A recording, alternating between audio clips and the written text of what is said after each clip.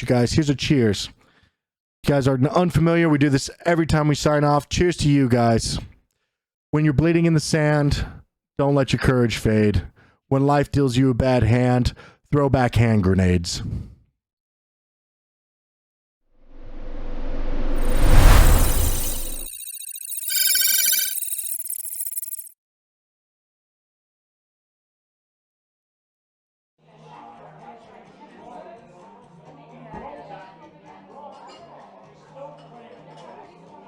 And coming up this week, now that we're through all that, we actually have some news topics. One of which I want to thank whoever threw up. I didn't go back and check because I'm not exactly great at this yet. University of Minnesota banned from contributing to the Linux kernel. I actually followed up on that story, and it's quite interesting, so we pulled it up for tonight. And then ransomware group threatens to leak information about police informants in DC. We're going to talk more on that in just a second. Okay.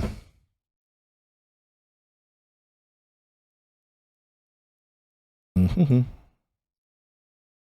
trying to hit copy paste right now, and my computer's being fun. All right, here we go. There you go, guys. There's the article. I know they're both from The Verge, but they're actually two different articles from The Verge. I think for some reason The Verge has my advertising details because I get a lot of articles from them. But anyway, on to what happened. So, as the name states, University of Minnesota totally got banned from the Linux kernel, open source. Basically, they got banned from the open source as contributors to the open source project. Wow, I don't know why that was so hard to say. But two specific researchers from the university previously released a paper detailing how they had submitted known security vulnerabilities to the Linux kernel in order to show how potentially malicious code could get through the approval process. Now, it's important to say that they did this without any authorization in the first place from primary contributors or the board or anybody. Like, there was zero working here. They just did it. It got through. And literally, you know, whether or not it was accepted was in the actual paper itself.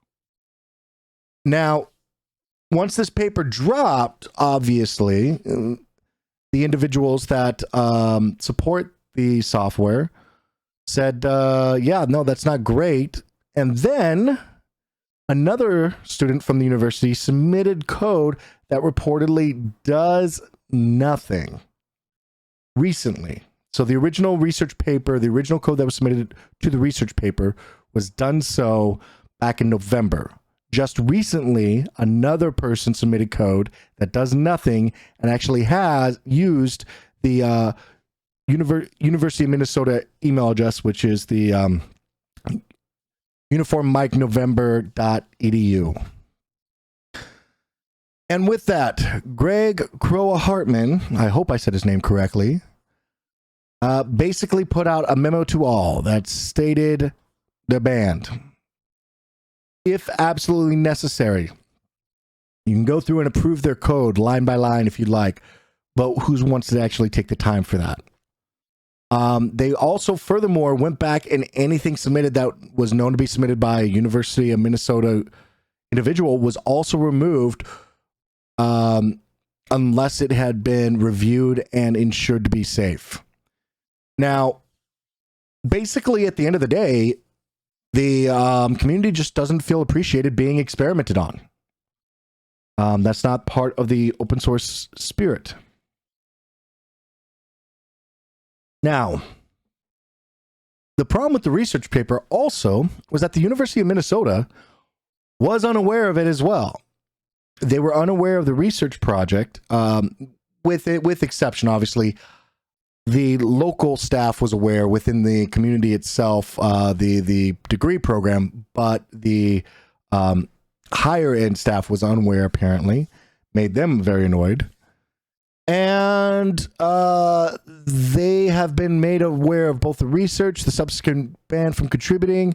It says that it has worked to suspend that type of line of research, and is now investigating how the study was approved in the first place, because it really shouldn't have been, not without authorization. And that's about it. I mean, it's pretty simple. It's a little bit of politics, a little bit of issues. And then, so some of the takeaways here, we're talking about one, you need authorization. Now, red team testing, penetration testing can be done in a, wow, did we just start a hype train? Wow, so many subs tonight. Thank you guys so much for the sub bombs. Definitely appreciate it. Definitely appreciate you giving back to the community. Black Knight for the 5 subs, as well as Andrew Theory. I appreciate that. Thank you guys so much. Might be Andre Theory. I can never tell with your name. Anyway, and here's another issue too when it comes to open source projects and just throwing in junk code. It throws bad commits. Bad commits throw the project into question. What's the feasibility of the project? Can we trust it anymore?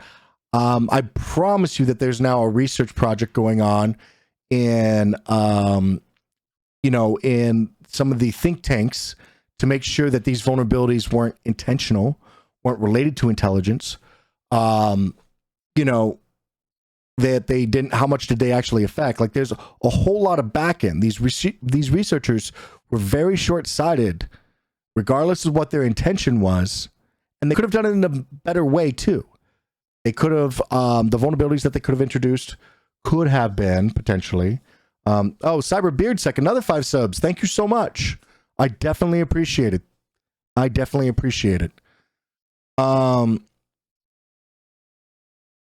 But yeah, and Claw Overdraw. Wow. Thank you guys. Thank you so much. Claw Overdraw as well with the 5 subs. Wow. When you throw back commits and potentially harms the open source projecting. Now, with that, there's a lot of backend that's going on. Sorry guys, I'm getting distracted by all your sub bombs. With that, there's a lot of work that's going to go now into the backend to ensure that those vulnerabilities weren't at the heart or root of any potential distributions within some of the businesses, especially within the security programming of the government, at least. I know off the top of my head, I know some of the banks and financial industries as well are going to want to 100% check out, make sure that those were committed. Again, they were identified, they were marked, they were the vulnerabilities have been removed. They've banned everything until it gets reviewed. This will be cleared up soon. And vulnerability management, there's usually a 30-day lapse occasionally. So I'm not too worried about that. It's just the thought process of shaking the reputation of something that's already a volunteer project can be extremely damaging to the project. And we are at a level 5 hype train. Apparently, wow, over 100% on that. Binary Star, another 5 subs. Thank you so much, guys. You guys are amazing. Thank you so much for dropping these whenever we have our short bit of time together every week. Wow, tier 5. Let the emotes pour out, all right? At the end of the day, realistically, this could have been done. I know I saw somebody in there for a brief second when I was looking at the hype train say that potentially they were letting them know of something in the first place, and then in the second place they were being about that. It's one of those things where yes and no. This isn't a bug bounty program. All right, this isn't a web application for a simple, web server on a single individual's, web page. They submitted they intentionally introduced cracks to a foundational element of a lot of security products, a lot of web pages, a lot of, types of architecture. It's a big difference. This isn't input validation errors. This is the Linux kernel. A kernel level error is a considerable big deal. Now, you do make a good point too in the fact that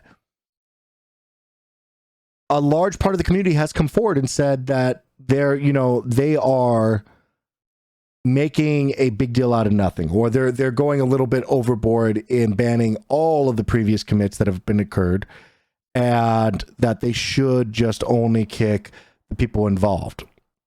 One, the precedent has to be set. This is, by the way, IMO, my opinion, all of this.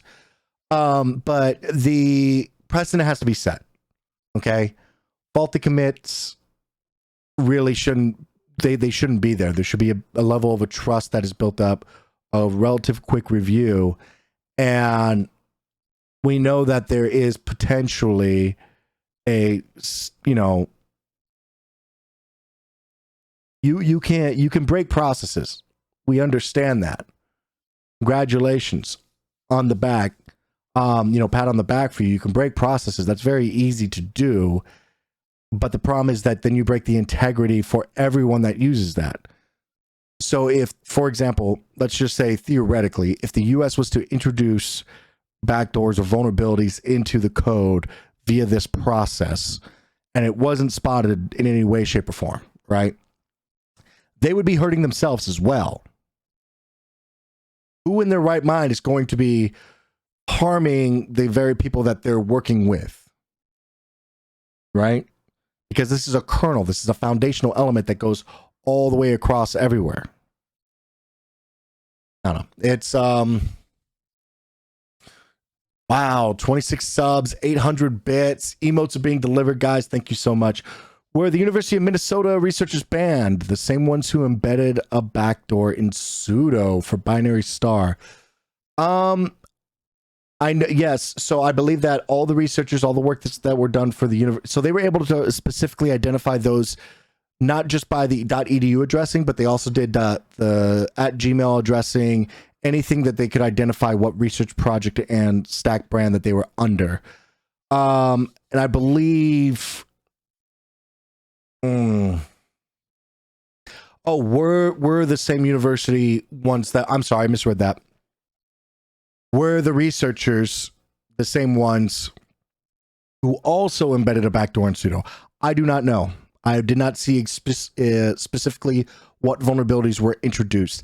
That doesn't sound like the correct stuff. I think what they did is they threw together intentional vulnerabilities, but I don't think that they embedded an intentional backdoor to the actual coding. Okay, enough of that soapbox. Throw this in. We're moving on to the DC. Man, look at those emotes, guys. Good job. Excellent, excellent, excellent job. So, basically, a ransomware group shared hacked data that was allegedly belonged to the Washington, D.C. Police Department online. And one day later, the police department confirmed that it had been breached. Quote, "We are aware of unauthorized access on our servers. While we determine the full impact and continue to review activity, we have engaged the FBI to fully investigate the matter." Now, very explicitly, the attackers definitely threatened to share the information on police informants with criminal gangs directly in just 3 days if they didn't pay up. That means confidential sources, confidential informant, CIs. All they would be, especially ones that are currently embedded with gangs, and that would burn massive intelligence bridges as well as get people killed. Apparently, the group that's claiming responsibility for the attack is known as Babuk, B-A-B-U-K. On Monday, the group said on a dark web data leak site that it had stolen 250 gigabytes worth of data from the DC police. There were several screenshots as proof. Bleeping Computer was able to obtain a quote from them. "Hello. Even an institution such as DC can be threatened. We have downloaded a sufficient amount of information from your internal networks, and we advise you to contact us as soon as possible to prevent leakage. If no response is received within 3 days, we will start to contact gangs in order to drain the informants. We will continue to attack the state sector of the USA, FBI, CSA. We find 0 day before you. Even larger attacks await you soon." That was a direct quote, including grammar. They also suggested that in their possession was information on the people that were arrested following the January 6th U.S. Capitol riot. Now, what we see here, again, that we've previously talked about is the double extortion model, where ransomware operators hit the same target 2 times over by not only encrypting the files via ransomware, but then also stealing sensitive data and threatening to leak it at the same time. Now, update to this story that I saw today. This is very interesting. The Babook, I believe that's how you say it, Babook ransomware gang has since removed any reference to the allegedly stolen DC Police Department data from its leaked website. That one is big. If you're unfamiliar with what that means, it usually means that the ransom's been paid. In this, we have a couple things to talk about, right? So in this, we see potentially a ransomware was actually paid, which is by a government organization, state level, or I mean, soon to be state level, I guess, but still a government organization. Here's the problem. We run into an issue. This worked. It worked. 100% worked. So if it did, they just drew a line in the sand as to where they need to be hit for future attacks to get payout. If it worked here, it will likely work somewhere else as well. And that's a problem. Now, what is the alternative here? If you're unfamiliar with how an informant works, is they would contact the people responsible or interested in knowing who potential informants are for gangs, and those people would likely die doing 2 things. 1, you lose a human life. 2, you also lose the stream of information that lets people know or lets the police know what is going on as far as, potential violent actions or, charges, criminal charges, things like that. So,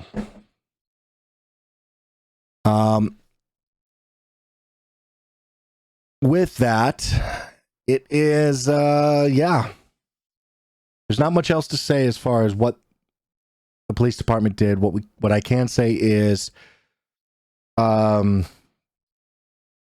had previously talked about this with Apple and the engineering documents, right?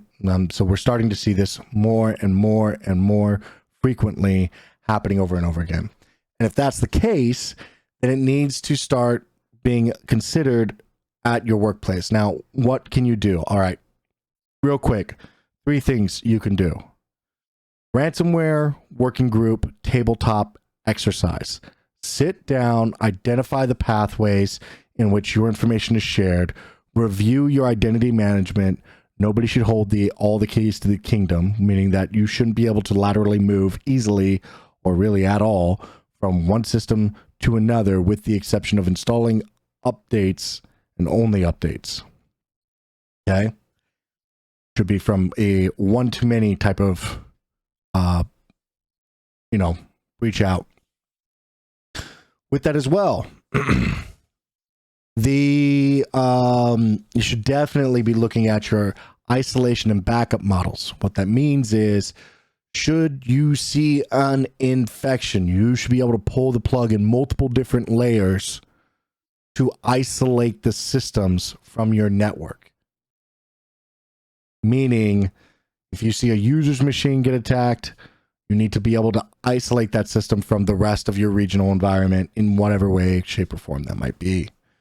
And then lastly, backups. I mean, you need a backup method to where you can evaluate backups and ensure that they are clean and clear, as well as you can pull backups when necessary. Keeping backups locally or in the cloud, that's dependent upon what type of data is going to be used. Should definitely be an automated task, though. Don't ask your users to repeatedly hit a tab or a button, But yeah, just consider those things. Okay. Silence. Park Mobile was recently hacked and exposed 21 million customers' personal data. The impacted data included email addresses, names, phone numbers, vehicle license plates, and passwords stored as bcrypt hashes. Why are companies still not responsible for this? So they can be. The problem is that usually what happens with this stuff is in the response, it's very common that the company will do something to pacify people involved, meaning that they will put out credit monitoring for free for a year or 3 years or whatever for those that can prove that they were involved in the attack. And then they also, provide whatever as far as discounts go or XYZ. There's all sorts of stuff. Having said that, we as people, and including the lawyers, aren't holding them responsible. I cannot name a successful class action lawsuit that was actually impactful to a company. Target was impactful, but that's because of how many people were involved and everyone was mad, and it constantly hit the news stream. And it was impactful where people were asked to leave their positions and their jobs, right? But it wasn't impactful as in like the federal government stepped in and took them and then started fining them, or actually started recouping losses to people. There's a lot of things that could be done there. I think that's one of the reasons why a lot of people got upset about the FBI's use of automation to close back doors that had occurred recently. Because that's not the type of assistance that people wanted. People just wanted others to be held accountable for the, for the company's actions. They wanted the companies to be held accountable for their actions. Something similar. I honestly, at this point, I would say something akin to the FCC or the SEC, as far as a regional or a board, more so than an investigative board, more so than, the FBI, who handles actual criminal complaints. And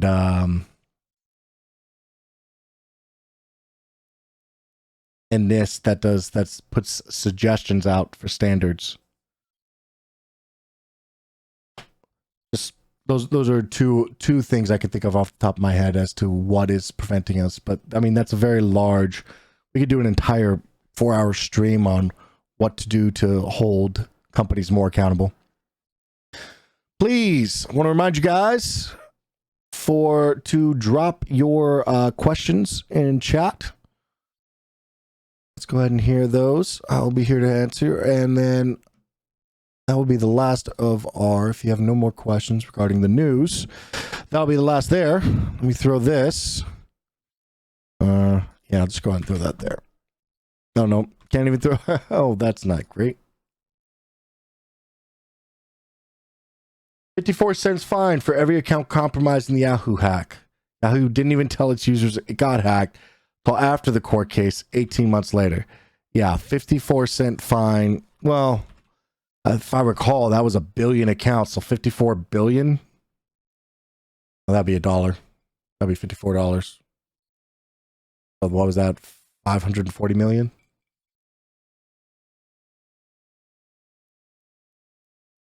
I'm here for cyber, not math.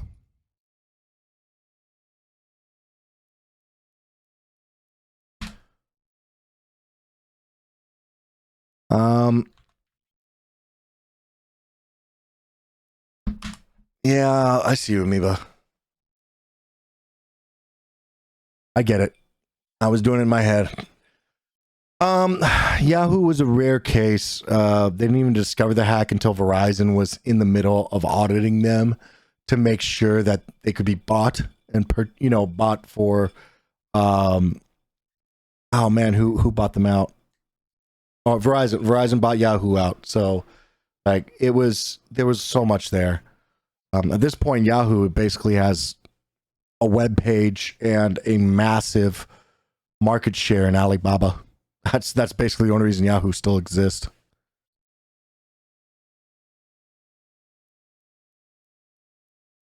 Verizon even agreed to split the cost of the hack with Yahoo. It was insane. I may or may not have done multiple research papers on Yahoo because it was just blowing up when I was going through college. All right, guys. So what I was super excited about, let me go ahead and transition over here.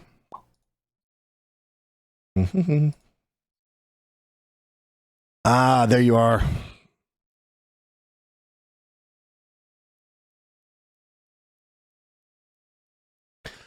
I am super excited. Super excited for this, okay?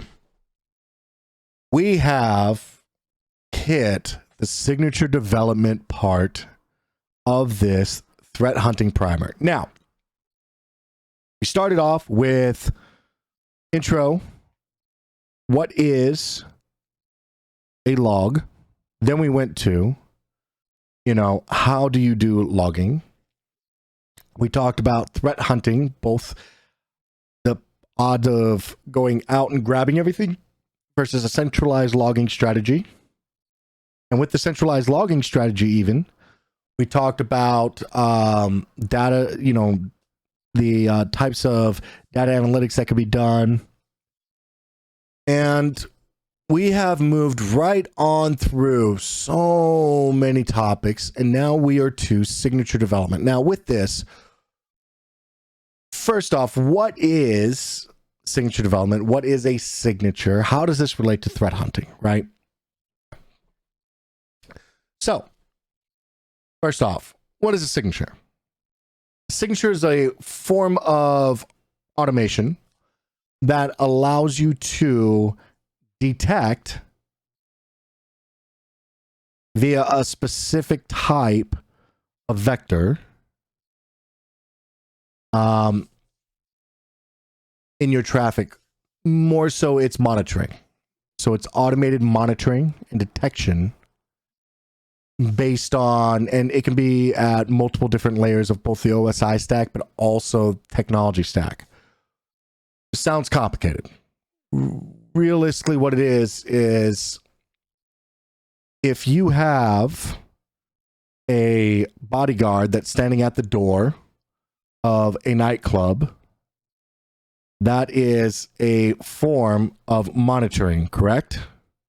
A signature would be his experience or her experience in looking at an individual and deciding that there's going to be a problem or a problem has occurred. Okay? So it would be somebody that is standing at a door as a bouncer or a bodyguard, and they see somebody that is slurring their speech, stumbling, not making eye contact, unable to actually stand upright, or is profusely sweating, or is acting in a weird manner, and they decide, you know what, you've had enough, you're not allowed here. So that would be a detection of, you're going to cause a problem, I believe, and that detection is the result of the detection. The remediation is blocking. Yes, vector equals both distance and magnitude. Threat vector also means that direction in case of cybersecurity. So a signature basically is a piece of automation that, depending on where it sits, will monitor. Now you can, if you have a SIM or you have a log aggregation source,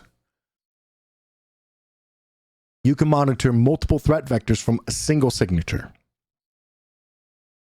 However, you also have signatures that can be built into your individual reporting feature just off the bat. So for example, antivirus. Antivirus has signatures built into it that detect malware. old school way was basically hash values, occasionally what they interacted with within your file folder, your structure. Nowadays, it's everything from the amount of time that you click on it to the backend libraries it interacts with, to if it interacts with PowerShell in a massive way, all sorts of stuff, right? You also have stuff, for example, like the firewall. Firewall, you can block IP addresses. You can allow IP addresses. You can tell it if it's using a specific application. For example, let's say Outlook, and it should only be going to certain IP addresses. Or you can say if it's using the Tor network at all, block it completely because that's an application you don't want. All right. Now, let me share this out. Look familiar? Pyramid of Pain. We've talked about this previously. It is, we have the TTPs, the tools, the network artifacts, domain names, IP addresses, and hash values. We've talked about what hash values are. I've shown it to you previously. We've talked about IP addressing. You know, the address that is within a neighborhood, quote unquote, which is subnet mask. We have domain names as well, which that's the domain you go to. You went to twitch.tv to come to here and watch the show. Top level domain for that, by the way, would be .tv. And you have network and host artifacts. Now, network and host artifacts would be remnants left behind. It would be file paths. It would be registry keys.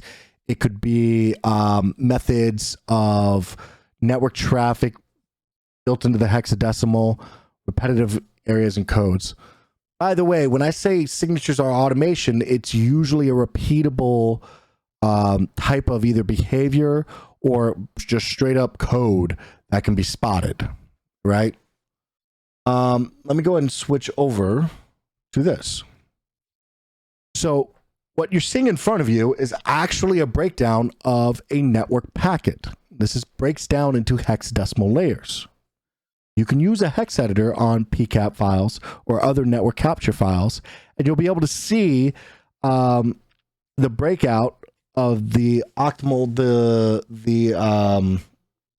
octet, the 16 pair, into the two numbers.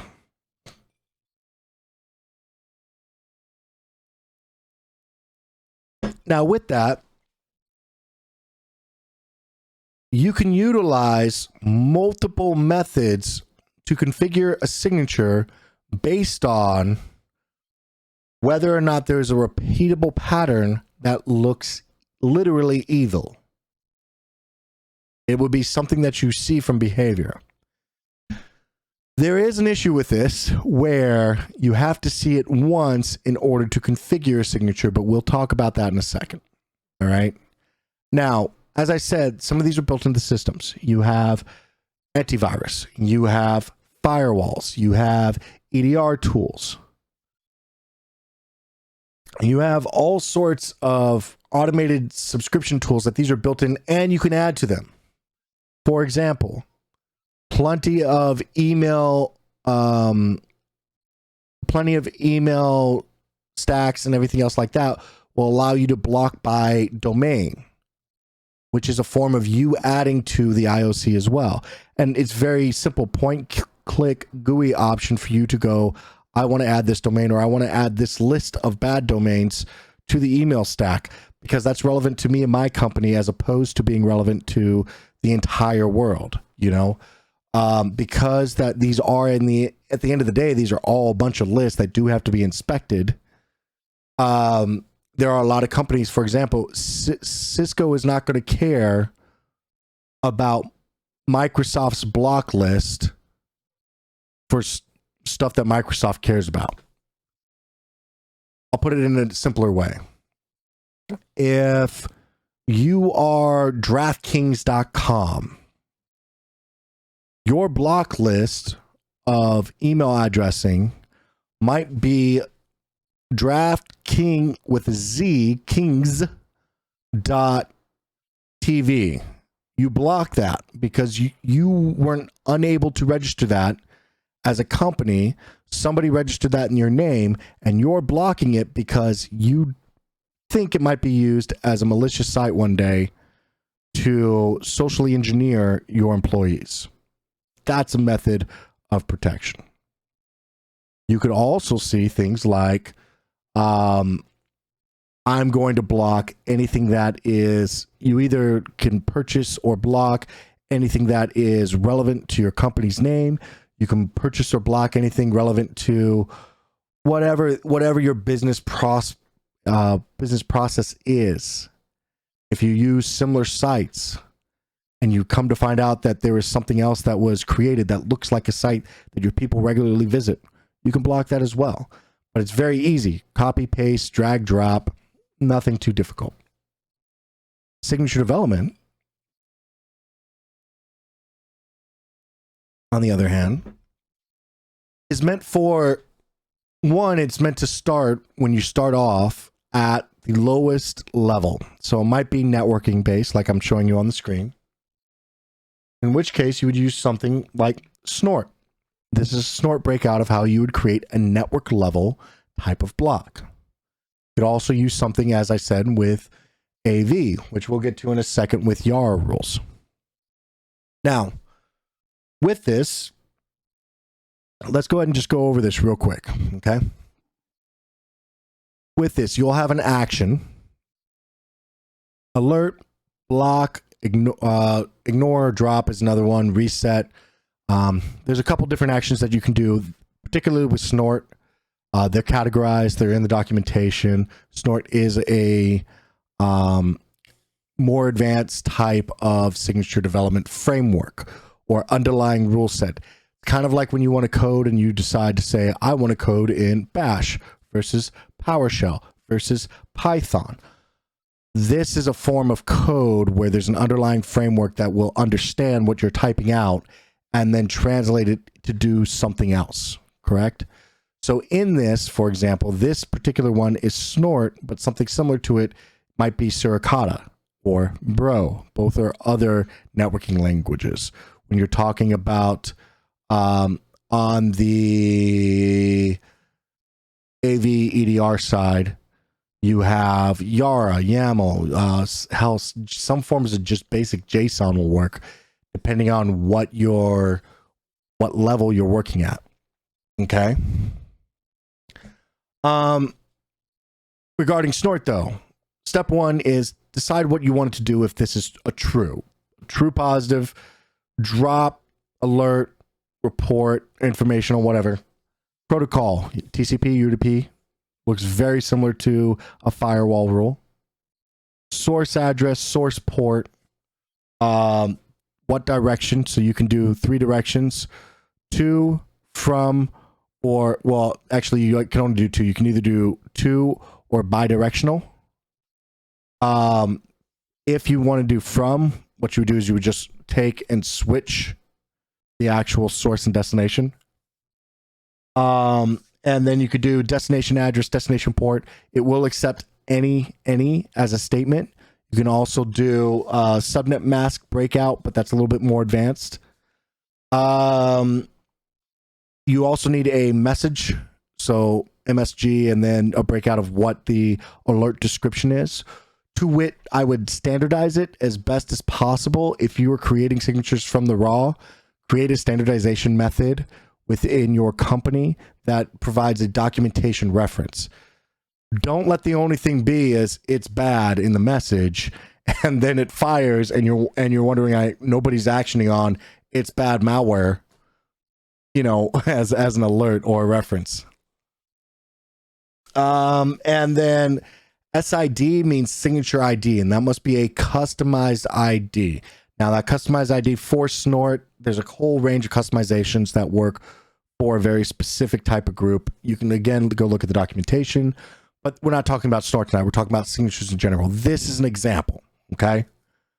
Within this, you can even make it even more difficult, or advanced, more advanced, which is regular expressions. You can use regular expressions as well.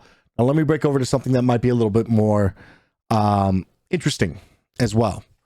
This is the Yara framework, so the Yara rules. In this, you have the created, the modified date. You have a lot more metadata to the actual rule set that allows you to explain a lot more about what the rule is doing. You can also do just straight up text string. You could do location dumps. You can base it on reg key or file path. Man, you can do it by process name. If there is a log created as to what is going on, you can specifically delineate it in these condition statements. It's very Boolean. It's very if, then, or else, all the way through with a logic statement. It'll work on both the host or the endpoint. I've thrown the resources both in chat. I've also thrown them up on the resource repository, and you guys will be able to take a look at them. If you have any questions, you can hit me up in Discord. Now, regex, also known as Pickery, if you're Perl compatible regex. You have JSON, Python, you have vendor specific. For example, Elastic has its own, Splunk has its own, IBM have their own. When you're creating the actual signature style development, okay?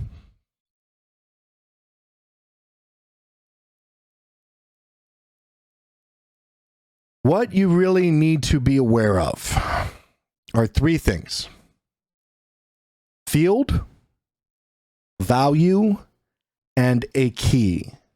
Okay? A field is the name of the location of the actual data itself within the log.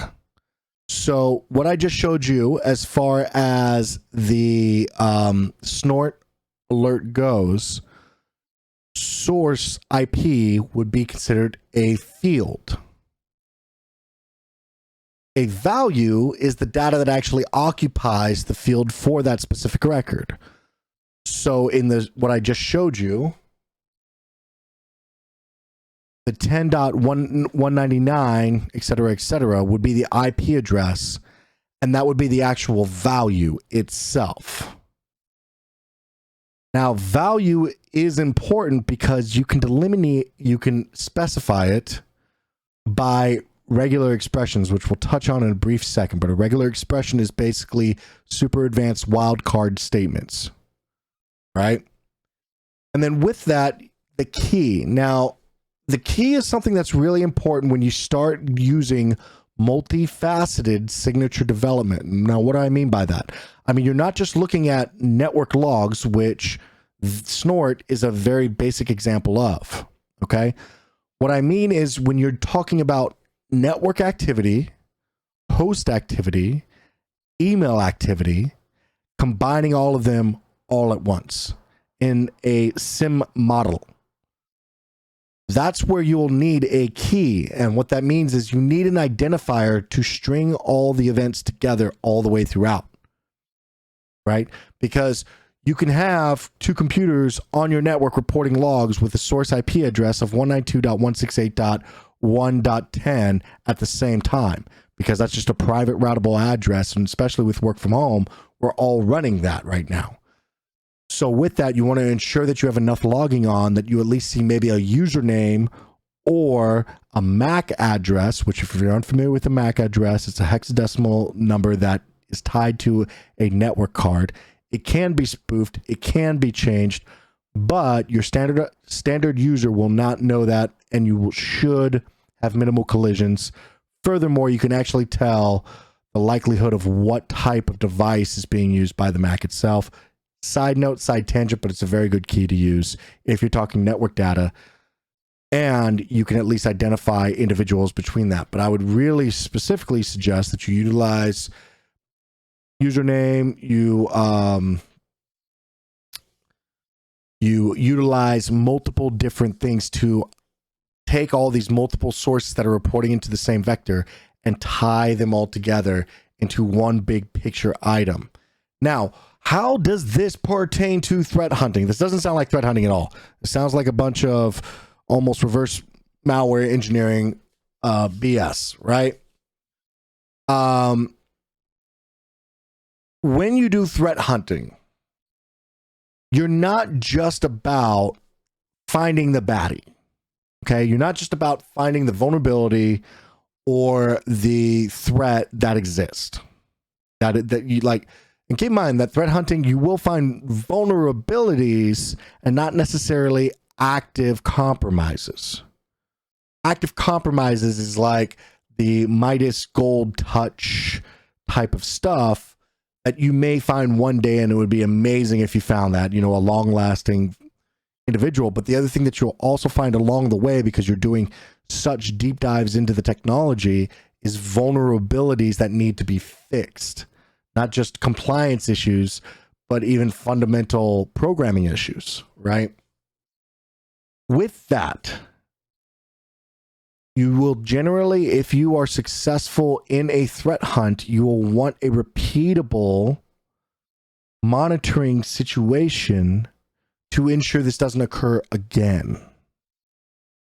And you want to codify that in your organization in a way that it will be pulled in, reviewed, and then improved upon.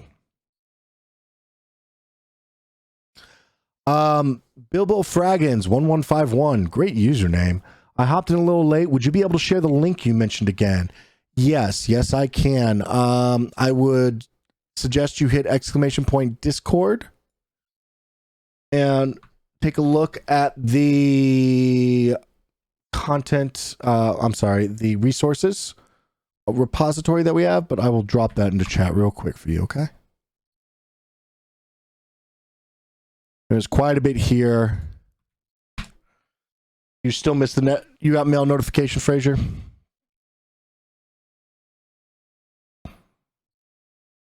Okay, I appreciate you, Bilbo. Bilbo Fraggins. Fraser, what was the first programming language did you ever use / learn? Command line. Command line was my very first. I used to use command line to blue screen of death my peers' computers when we were in comm school together back when I was only 21. Whenever somebody wouldn't lock their computer and they'd get up to use the bathroom, 3 of us would scramble over. Whoever got there first would intentionally do a DOS on the computer, and it would put it in the startup menu. So the second that you would hit the startup menu, it would just open command prompts in the background hidden until the whole thing just blue screened due to resource exhaustion. It got to be so regular that our instructors programmed it into the AV using signature development to not allow command prompt to be opened from the startup folder. I forgot about that story. Thank you for asking. All right, guys. So moving forward, we have the field, which is the name of the actual area that you are reviewing. For example, some fields that you might find is path. You may find that domain is used a lot. Source IP or SRC underscore IP or SRC IP, and DST or DEST underscore IP or some combination of those are extremely common. Probably one of the most common fields you will see doing blue purple team work. Constant. You see it on the endpoint, you see it in the networking, constant. NetFlow data is one of the first captured and easiest captured stuff that you will find. Because firewall logs, you know, it's very much so. And with that, Beersec, I'm not a gray hat. We just used to screw with each other a lot in the training exercise environment.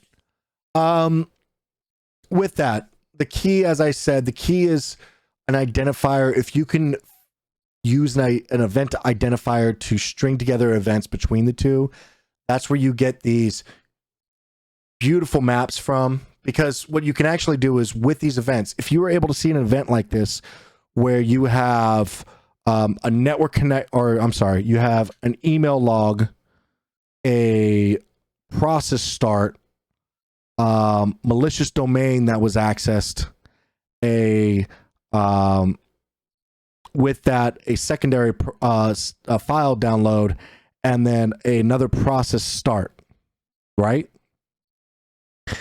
And then call number 6 PowerShell. If you can sequence that string of events together, for your users.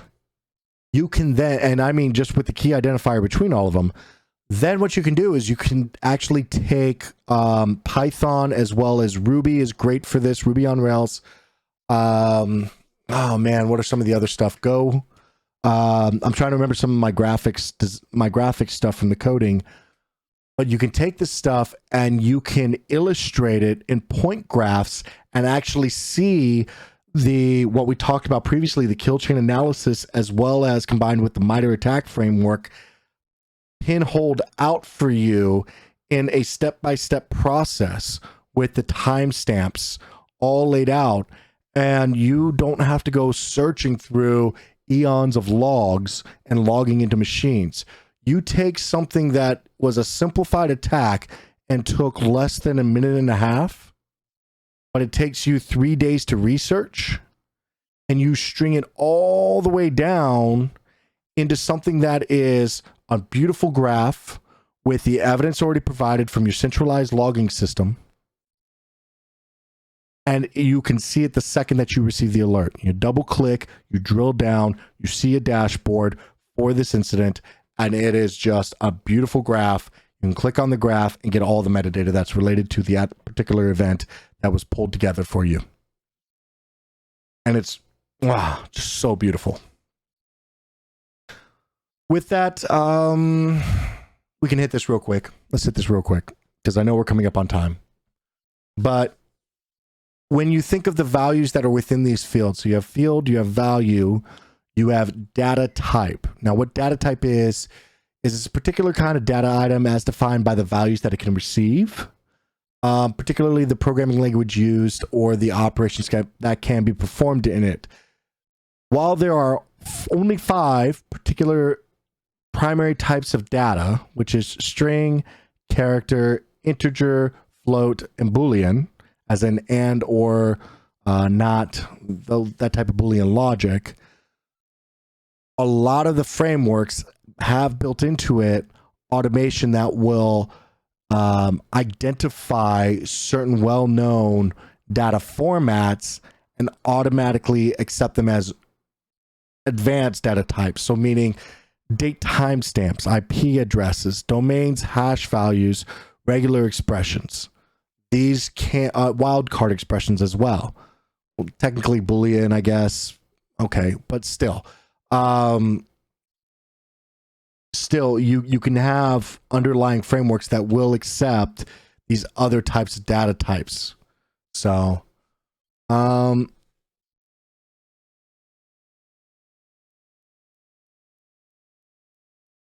would you need the packet trace to get these, or where would you find this? Okay. So packet trace is great for collecting. If you're unfamiliar with what packet trace is, it's a network type of capture. Or Wireshark. You can also use, I've talked about Fiddler previously. There's all sorts, I mean, even Chrome's got something built into it for the developers to capture network data. Yes, that is one way of capturing logs, but I am talking about multifaceted. So that means that it can be AV, it can be host-based reporting with either an EDR or AV functionality. It can be, I mean, hell, you can turn on Sysmon. Use Sysmon and use sys internal tool sets. Have them running as your standardized default with an output towards a centralized logging aggregate, and utilize open source availability of SIM technology and input your data source types and into data structure formatting. So it is a whole lot. And I really, you know, I do want to touch on a topic real quick, guys. I want to say that I know we're coming up to the top of the hour. We're going to go a little bit over, but I want to say that with all of this, I am taking over a decade of both cybersecurity and information technology, just experience that I have, and I'm cramming it at fire hose level down y'all's throats while we're having a couple of drinks. So, if it seems overwhelming, I understand. Don't feel like you're out sorts because you don't understand what we're talking about. Don't feel like you might not be the one for this channel. That's not at all what I'm trying to do here. My biggest issue when I was coming up, I don't think I really hit this ever previously, but my biggest issue when I was coming up was, it's not that there weren't resources available. There were resources available. I wasn't like, it wasn't that long ago that I started out my journey either. But my biggest issue was that I either had paywalls that were in front of me because it was a hot sales topic at the time for security, or I didn't have enough money to attend the conferences to learn the technologies and the terminologies in order to develop new things. And the problem is that you can be in a advanced network, but the network is only as advanced as you know it to be because you're starting out yourself. And if you're starting out from scratch, you don't even know what to research to get better, right? My purpose with all of this, and this is why it's called a threat hunting primer. This isn't a course. This isn't, a conference. This is a primer where I introduce you guys to these topics, talk about the wave caps of information, and basically just allow you guys to know what to go and research further and branch off and just get excited about, and hopefully drive you into doing intelligent Googling and search engineering later on that really inspires you to get better at whatever that you like. So I constantly hear people talk about what is threat hunting. And realistically, to get into the weeds of what you're going to be doing with threat hunting, I have to take you through 6 weeks or about 6 hours of, this is what a log is. This is how you organize logs. This is how you collect logs. This is how you evaluate logs. Because threat hunting is doing that in an efficient way at all levels of your enterprise environment to a purpose of you providing return on investment to the company by either finding security vulnerabilities or unintentional compromises you didn't expect happening, or disclosures. Once we get into cloud environment, it's going to be identifying APIs or permission sets that should not be occurring, or databases that are exposed to the internet. This is the threat hunting that is there. I don't agree that there should be a threat hunt that's doing that, but it should be something that's kind of built into Blue Team. Anyway, point being is that threat hunting is a lot about logs. It's a lot about logs, and logs are, when you start talking about them, they can be boring. It seems inconsequential how many different parameters there are to logs. I'm not going over them right now because it is. Until you're directly working with them, it doesn't matter. Until you're directly hands-on in a firewall, it doesn't matter what logs I show you on this screen, because Apollo is going to look different than Juniper, because a Cisco is going to look completely different than a Microsoft. An AWS, because there's WAFs, which are basically web application firewalls. That's still another form of firewall. Is going to look completely different than the thing that sits on your desk at your home network and, provides you with a little peace and comfort. All the logging looks different. There's no standardization to it. And with that, that's why I don't get too in the weeds when it comes to the technical stuff, because I'm just trying to introduce you. It is a primer. You guys have more detailed, specific questions, hit !point Discord. Come join us on the Discord. I'm there, as well as plenty of other very, very smart individuals. They'll be able to help you with technology-specific questions, or at least we can all work towards finding a new resource within Google, and then utilizing experience to answer the multifaceted questions. Binary star, logs equal data equal insight equal actions. Thank you so much for that quote. I'm stealing that. One of the mods, can you guys please add that to the quote list? I just happened to see that and I'm very happy for it. That is 100% correct. It's logs equals data equals insights equals actions. Day one, Blue Team, your job is to look at just logs, to make a context out of those logs, and then to decide if action needs to occur. Usually you won't even be making a decision as to whether or not action needs to occur.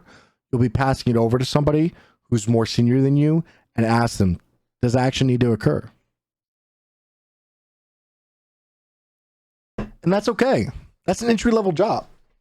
That is, you've done the research, you know enough about technology to where this looks fishy.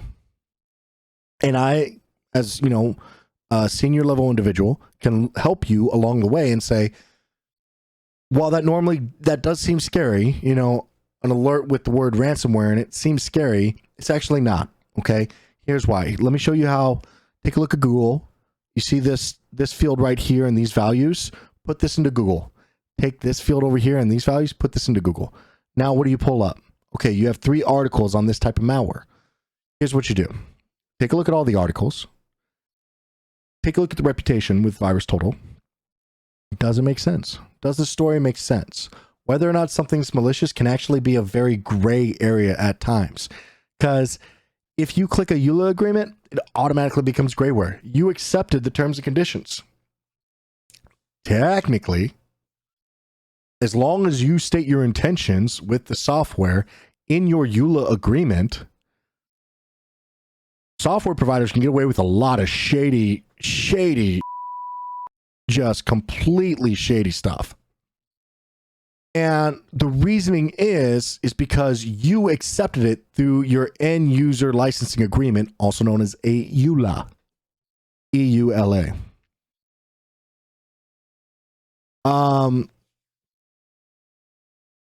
It is insane. And all right, I'll give you all right. So I will give you a current, you can go and look this company up.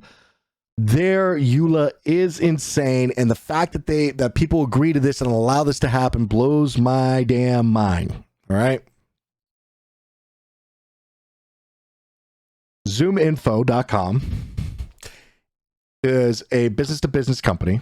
And what it does is when you install the software on your, so one, what they are is they provide, I need to back this up. What they are is they provide a database of access to access business contacts. Okay.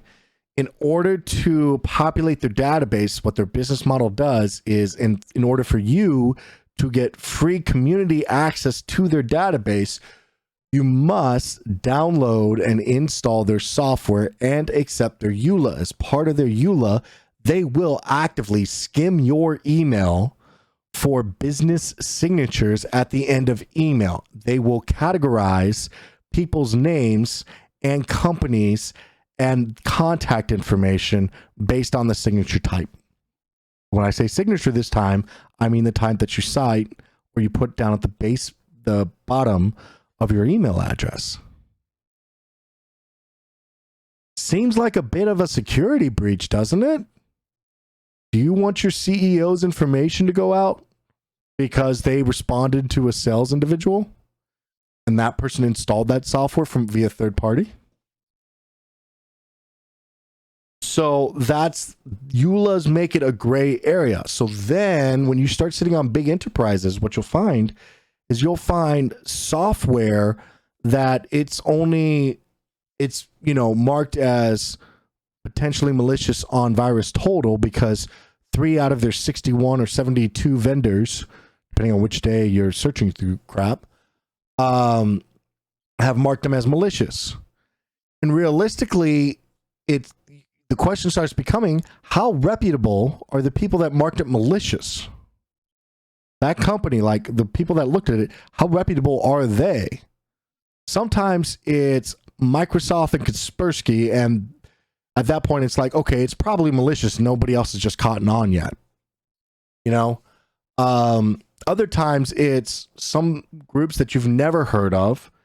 And what it is they have an automated sandbox instance that just automatically collects malware samples.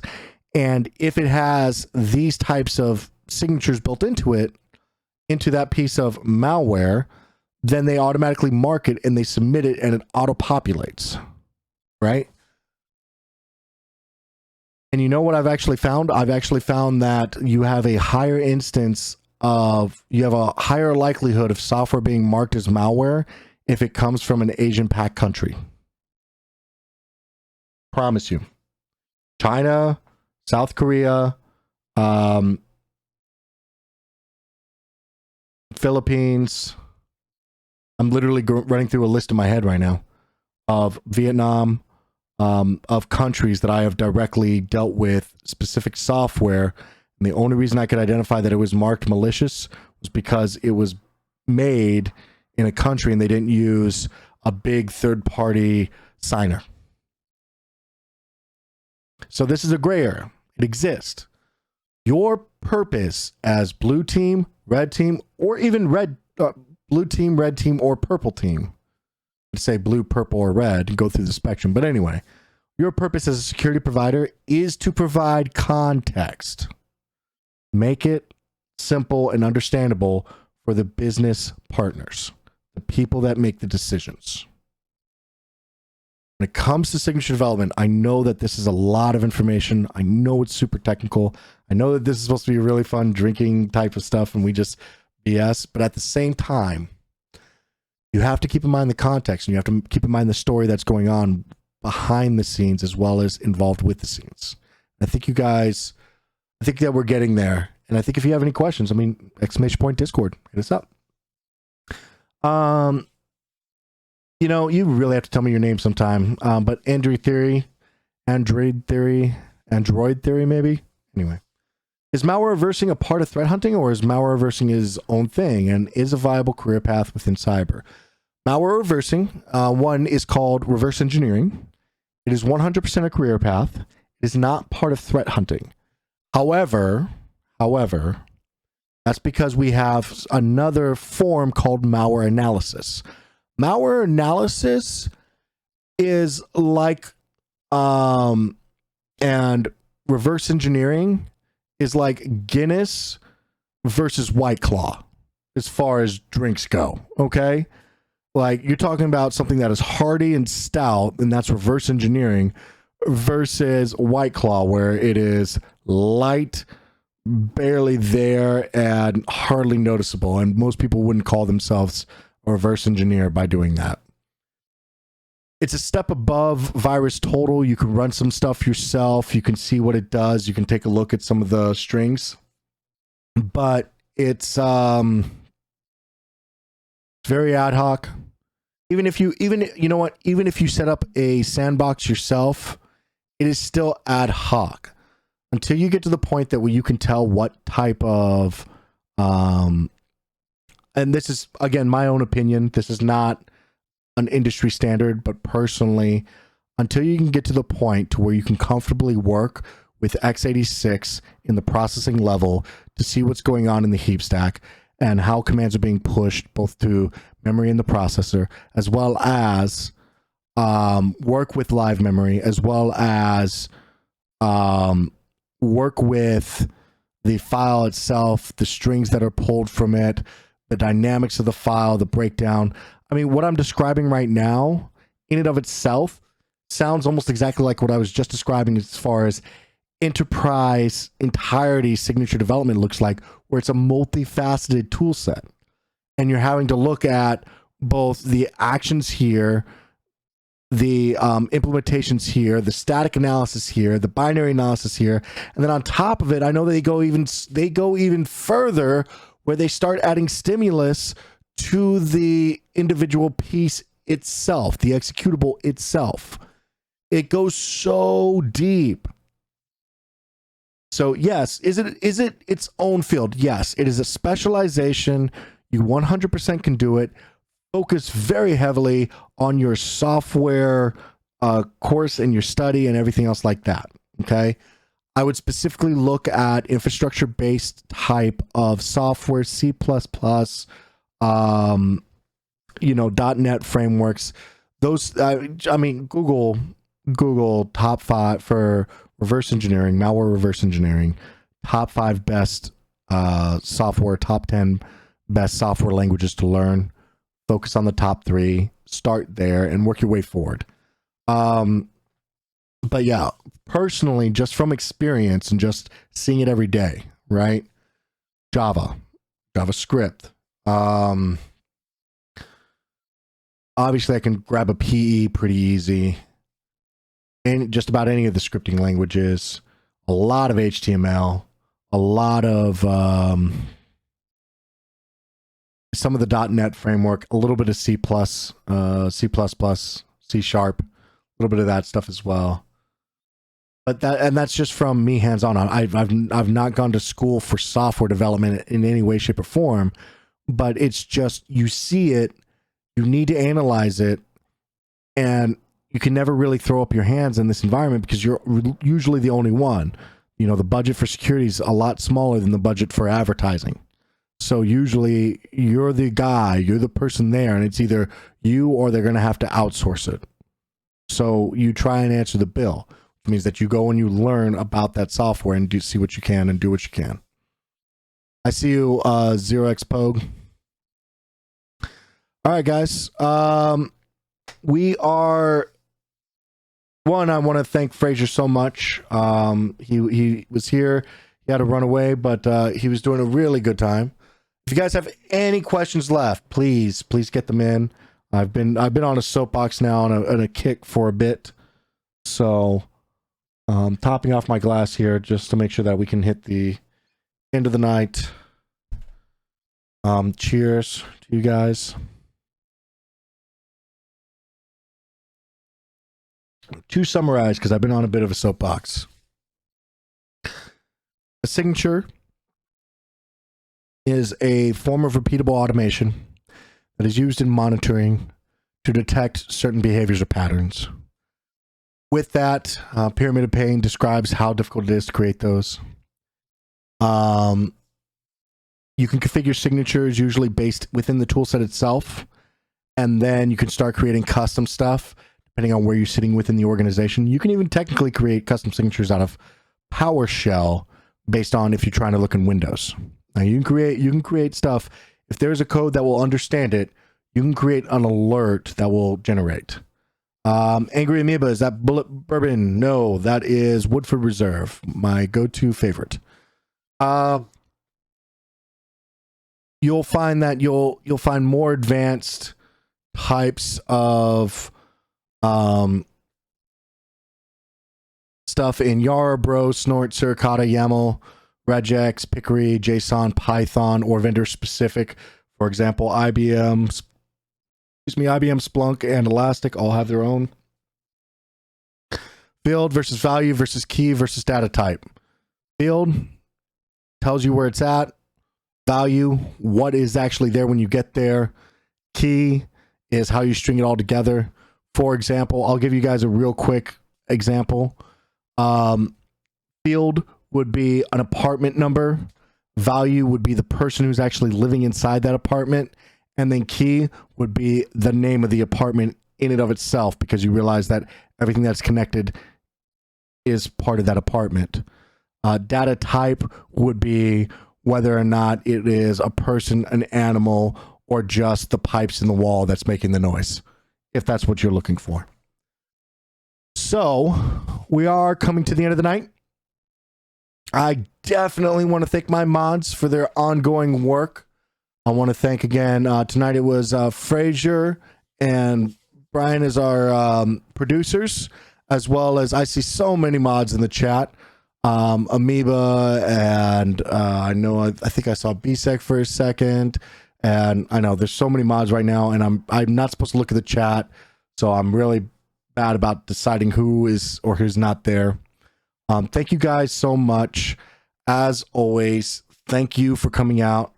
I hope I was value added. I hope you enjoyed yourself. Please hit ! Discord. Let's continue the conversation. Drop some suggestions for improving where you need to. Hit ! Merch. Show off the love. And hit ! Sec IT guy. Come follow. I'll keep dropping any bits of knowledge. Thank you guys so much. Hey, Costimo, I see you. I appreciate it. Thank you so much for joining. I really appreciate you guys. Here's a cheers. You guys are unfamiliar. We do this every time we sign off. Cheers to you guys. When you're bleeding in the sand, don't let your courage fade. When life deals you a bad hand, throw back hand grenades.